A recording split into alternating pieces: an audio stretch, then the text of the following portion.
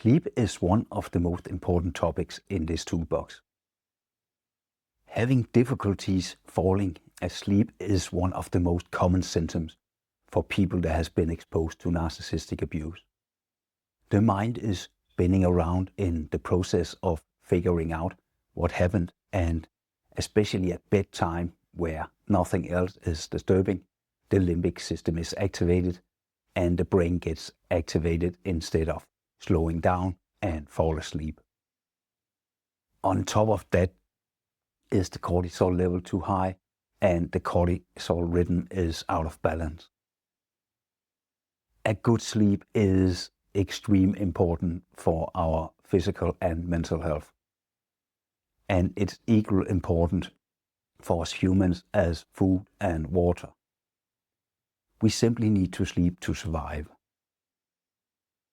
There is in general two main reasons why we humans sleep. The first thing is a mental process where the impressions and experience we had through the day is going through a sorting process.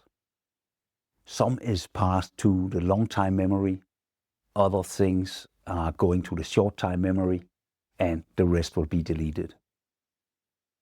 The second main reason is the body-brain cleaning and repair process. In this process is all the wear and tear our body and brain has been impacted by due a long day at rest and repaired. The maintenance is performed by specialized repair cells and a defined process. Some of these repair cells do also work at daytime, but it is at night when we sleep the big process is performed.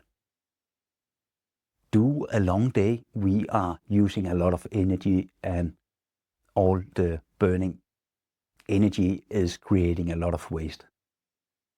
That waste is building up in our brain and body and need to be removed from the body. So it does not create any conflicts. The cleaning process for the brain works in a way that the brain shrinks a little, and a fluid mixture containing a low level of cortisol is added to the brain. This cortisol mixture will clean and transport the waste out of the brain, so the brain is ready when we wake up and are ready for the next day. If we do not have a good night's sleep and affecting cleaning process, we will wake up tired and having difficulties with the brain functions through the day. Actually, it is dangerous to operate machinery and drive a car if you have not slept well for 2 days. And if you go in 3 days without real sleep, you will get into big trouble and have to seek professional help. As I mentioned in the beginning, is there also a mental process going on when we sleep. That process is also disturbed when the brain isn't cleaned and maintained properly. Brain waste combined with the psychic manipulation you have been exposed to is the reason why you have problems with controlling the mind process.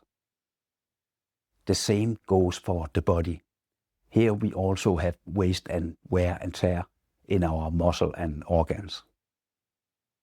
And again, the waste must be moved and maintenance must be performed. When we wake up, the maintenance process should be over and all waste shall be ready for disposal via the morning toilet visit. Regarding the repair process, the main workforce of our repair cells are working night shifts. So the main repair process is performed when we sleep. They need a number of things to function well. First, they need to be called to work. That happens when we fall asleep and the body releases some sleep hormones. Beside that, they need building materials, which is vitamins and minerals, and in the end, they need a lot of oxygen and time. A good and well-performed maintenance process takes minimum 7 to 8 hours. To sum up, we need 7-8 hours sleep to clean up the waste and repair what is needed and process the experience and impressions we had through the day. Let's have a look at the needed tools we need to receive a good night's sleep when we really need and deserve, so we can change the situation and take the first step to get our mind back. Point number 1 is to identify the right time to go to bed. Our start sleeping time is normally controlled by our cortisol wave. There is at its highest when we wake up and then fall through the day and reach its low point in the evening. It's at that low point we must go to bed and start sleeping. First task for you is to identify your go-to-bed time. For most people, it's in the area of 9 to 10 in the evening.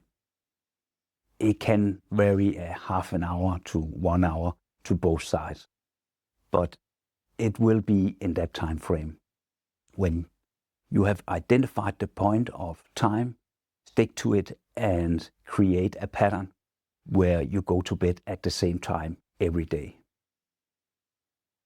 Number 2 is prepare for sleeping time. The most common mistake people do is not preparing for bedtime. If you are too active before bedtime, your system will not relax and be ready. 2 hours before bedtime, you have to start slowing down. You can do the normal stuff such as preparing for the next day, empty the dishwasher, find the clothes for the next day, and so on. But it must be in a calm way. So all the activities there is raising the pulse is a bad idea. Next thing is computer, cell phones, and monitors in general. The light from these devices is disrupting our internal pre-sleeping melatonin process. So avoid using that light 1 to 2 hours before bedtime. I know it can be tempting when you can't fall asleep to turn on your phone or laptop, but it's really a bad idea. Have instead an old-fashioned paper book, or even better, use the techniques I provide in this chapter. Reading an old-fashioned paper book is also an option in the 1 to 2 hours before going to bed. Don't choose a book that's too exciting and keep you up. What I mean here is that it's fine if the book is light boring. You can combine it with a light meal and a glass of milk, or perhaps even better, a cup of sleeping tea. Take a visit to your local supermarket and see what options they offer. They will typically have names as night-night or bedtime. Regarding sleeping tea, the internet is also an option. The sleeping tea will not work as medication, and you will wake up as normal if needed. Light tea is also an option, but remember, no coffee or caffeine drinks. And limit the sugar intake when you have your evening light meal. The body will release resting hormones, as you maybe are most familiar with after a good meal and you feel the need of taking a nap on the couch. It's the same thing we use here. The difference here is that we use it to a full night's sleep and not just a nap. Talking about a nap, if you feel for taking a nap during the day, it's very important that you maximum takes a nap for 20 to 30 minutes. If you overreach that time period, you will push the cortisol wave and contribute to problems for the main sleep at night time. So use the alarm button on your phone if you take a nap. Use of sleeping medication must only be used in extreme situations and only in consulting with your doctor. Use of alcohol to fall asleep is not a good idea. It can maybe help you to fall asleep, but it will not give you the good sleep you need, and in the long term, it will cause more harm than good. Next, prepare for sleep. Here we address the bedroom. As I mentioned earlier, we need a lot of oxygen when we sleep. Ensure you have fresh air in your bedroom by opening the window 1 to 2 hours before going to bed. Also ensure you have the right temperature. Normally it will be around 18 to 21 degrees Celsius. Make the bed comfortable and ensure clean bed sheets. If you follow the script, you will be well prepared to go to bed for a nice sleep. What can happen when you enter the bed is that the mind won't cooperate. The thoughts is popping up, thoughts you feel you have to process, so you don't forget them tomorrow. Again, it's the process I mentioned earlier regarding the impressions of the day that is relevant here. What you can do here is to have a pen and paper at bed table. Write up what you are thinking about, just in headlines. Then you don't have to worry about forgetting them in the morning. For non-important thoughts, you can use a mindfulness method where you mentalize. You are putting the thoughts into a small ball, and then you imagine you grab the ball with your hand and then put them away. If you still can't fall asleep, don't get frustrated. Stay calm, accept the situation, and relax and enjoy the relaxation. And think happy and positive thoughts. But not before you have followed the next method we use in extreme cases, where we use the high-end tools. The next method here is body scanning, where you are addressing the body parts and mind that it's a sleeping time. Body tensions, or what we call walking on eggshells, there is common for victims of narcissistic abuse. If you have body tensions, it's very extremely difficult to fall asleep. Body scan is performed laying down with your legs and arms lightly spread out from the body. Take some relaxing breathing and calm your mind.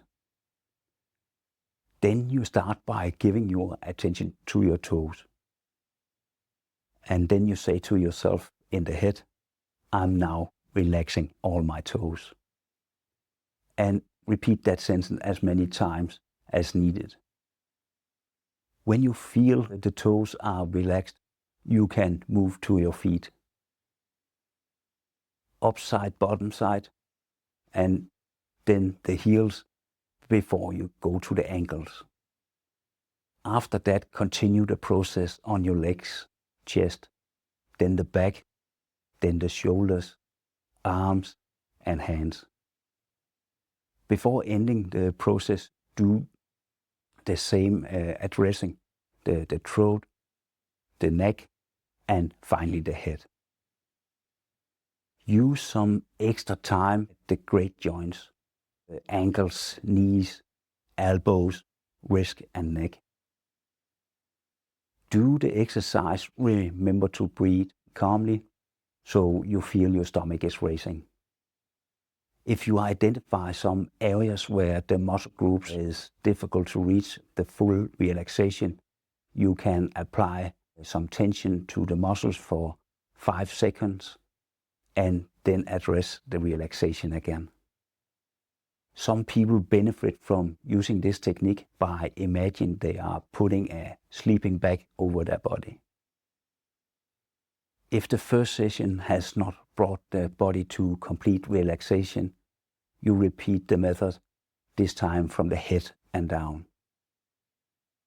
When the body has found the state of relaxation, you do now change the addressing sense to the body parts from relax to sleep and continue the process. This body scanning method can also be used during the day to perform relaxation exercises. The next sleeping method I will present to you is also from the Extreme Toolbox, and it's very powerful. This method is called 4-7-8.